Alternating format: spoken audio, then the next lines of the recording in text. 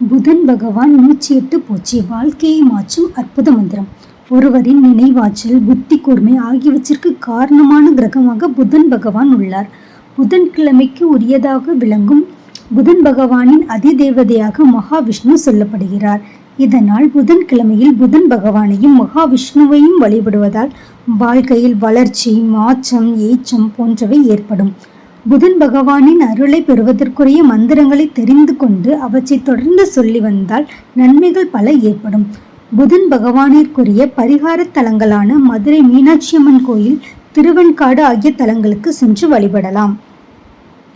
நவ கிரகங்களில் ஒருவரான புதன் பகவானின் ஞானகாரகன் என ஜோதிட சாஸ்திரம் சொல்கிறது. அறிவு, வளர்ச்சி, எழுத்தாற்றல் ஆகியவற்றிற்கு காரணமான கிரகமாக இவர் குறிப்பிடப்படுகிறார். ஜாதகத்தில் மற்ற எந்த கிரகம் சரியில்லாமல் இருந்தாலும் அதை புதன் பகவான் சரி செய்து நமக்கு நன்மையை வழங்குவார். புதன்கிழமையில் புதன் பகவானிற்குரிய 108 போற்றி துதிகளை சொல்லி அவரை துதிப்பது புதன் பகவானின் அருளை நமக்கு பெற்று தரும்.